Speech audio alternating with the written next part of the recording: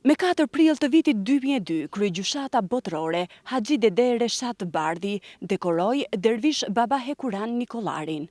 Sot, pas plot 23 vitesh, kjo datë nderohet ndryshe nga vitet e tjera, pasi këtë vit përkujtohet pa prezencën fizike të Baba Hekuranit. Megjithatë, janë mbledhur qindra besimtar për të nderuar dhe për të përkujtuar veprat e tij të mëdha.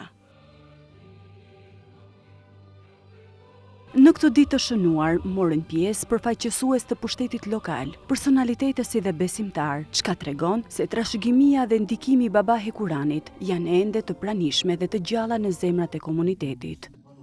Baba Hekurani ka qenë vërtet fanatik në këto vlera, për parimin e kombit.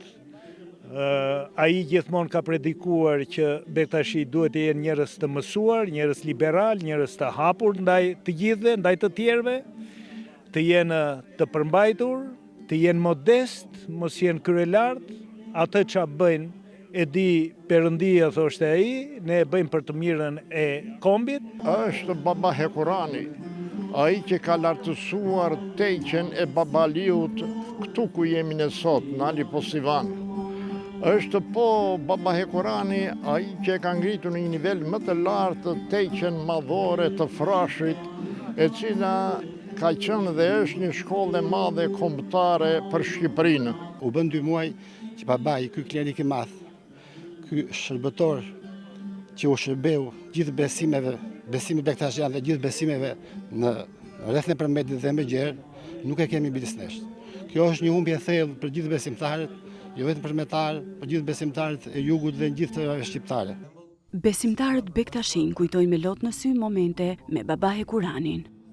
Emocionet janë një vepër me vete, se kur shikon njerëz të tillë që luftojnë për njerëzimin, luftojnë për paqen, luftojnë për dashurinë, thjesht ta shikosh në portret me sytë e tij, domethënë, edhe tregon një dashamirësi, tregon paqe. Po më mësoi se çfarë është jeta. Që në moment që jam njëti me Baba Hekuranin, ditë sot nuk veç mbarësive, domethënë më kalin një urat të papar. Gazetari i radio-televizionit shqiptar Norel Zaimi kishte përgatitur edhe një dokumentar i cili u transmetua gjatë ceremonisë përkujtimore.